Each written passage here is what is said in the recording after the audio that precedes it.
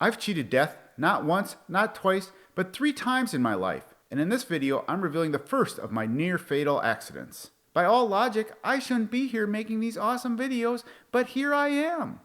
Here's the story. Now, when I say that I've cheated death 3 times, I'm not talking about the everyday dangers that I lived through growing up. For example, like being 8 years old, riding my bicycle on a busy major highway 4 times a day, to town for summer school, back home for lunch, to town for Little League, and back home for chores. I don't know why I didn't just take a lunch and eat it in town and save myself 2 trips.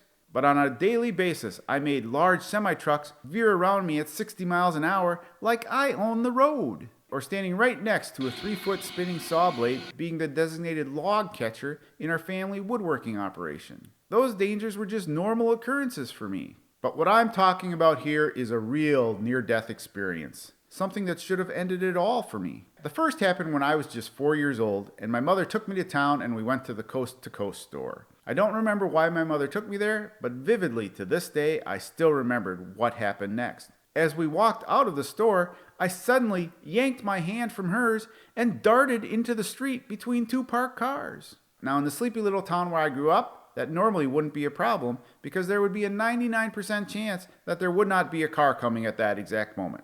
But of course, this is the one day that a car was coming. I can still picture it, a bright red car driven by a blonde woman. She slammed on her brakes, screeching to a halt, stopping inches from my face. If she had not had immaculate reflexes that day, I would have been instant roadkill. But to this day, I can still vividly picture it. That red car, her blonde hair, and that chrome bumper just inches from my face. Now, ironically, later on, we bumped into that lady walking along the sidewalk.